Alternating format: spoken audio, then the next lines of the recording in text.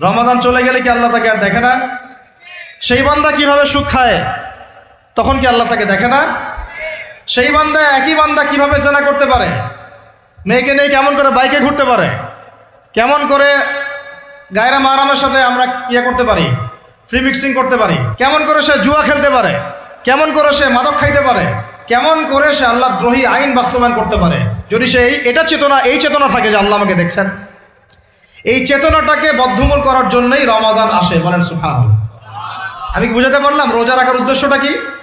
ওই জিনিসটাকেই আমাদের ভিতরে ইনস্টল করাই হলো উদ্দেশ্য। লাআল্লাকুম, অবসর বলেন লাআল্লাকুম তাত্তাকুন। তাকওয়া কি কিনতে পাওয়া যায় বাজারে? এই যে আল্লাহ পাক আমাকে দেখছেন, আমি খাবো না, আল্লাহ আমাকে দেখছেন, আমি পান করতে পারবো না, আমার রেস্ট্রিকশন আছে, পিপাসায় গলা ফেটে যাচ্ছে একেবারে রোদের মধ্যে, তাও খাচ্ছি না, কেন? কার ভয়ে? ওইটাই জীবনের সব ক্ষেত্রে বাস্তবায়ন করার জন্যই রমজান আসে।